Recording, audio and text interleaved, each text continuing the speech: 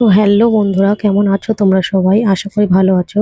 আমার চ্যানেলে তোমাদেরকে অনেক অনেক স্বাগত জানাই। তো আবারও চলে এসেছি একটা নতুন ব্লগ নিয়ে। তো এত রাত হয়ে গেছে, তারপরেও ট্রেনে ভিড়, একটুও বসার সিট নেই। তো দাঁড়িয়েই ছিলাম আমি। তো তারপর বাজারে গেলাম, বাজার দিয়ে গিয়ে একটা এই ছোট দিকে তেলাপিয়া মাছ কিনে নিলাম। মাছের প্রচুর দাম, মাছের ধারে বারে যাওয়াই যাচ্ছে না। তো অনেক ছোট ছোট পিস করে দিয়েছে কাকুটা মাছটা। তো এই মাছগুলো ভেজে নিলাম। জানো তো, মাছ ভাজতে ভাজতে না মায়ের কথা খুব মনে পড়ছিল। তো মা আগে আমাদেরকে মাছে হাতই দিতে দিত না, যে হাতে গন্ধ হবে। আর এখন দেখো, নিজেই মাছ বাজার থেকে কিনে এসে নিজেই ধুয়ে নিজেকেই রান্না করতে হচ্ছে। এখন বাজে রাত 10টা।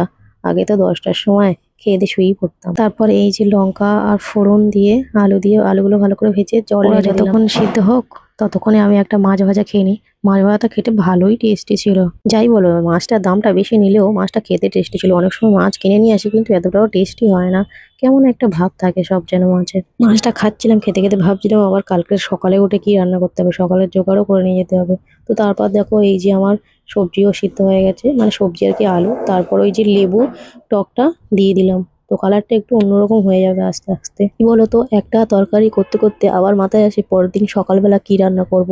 তো এই যে ভাবতে ভাবতে আমার মাছের ঝোলও রেডি, ভাতও হয়ে গেছে। ভাত আর একটা ডিম ভাতে দিয়েছিলাম, সেটা টিফিন বক্সে গুছিয়ে নেবো। কালকের মর্নিং ডিউটি আছে, যদি সকালে উঠতে পারি তাহলে ভালো, না উঠতে পারলে এই নিয়েই চলে যাবো আলু ভাতে আর ডিম ভাতে।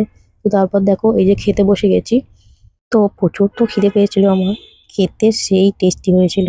গাইস, তোমরা এতে বেশি কিছু দেওয়া নেই, শুধু দেওয়া আছে জাস্ট লঙ্কা আর ফোড়ন আর লেবুর টক, বাস। এটা দিয়েই যে মাছের টক এত টেস্টি হয় তোমরা ভাবতেও পারবে না। একবার ট্রাই করে দেখো অবশ্যই। চলো টাটা বাই, ভিডিও ভালো লাগলে সাবস্ক্রাইব করে দিও।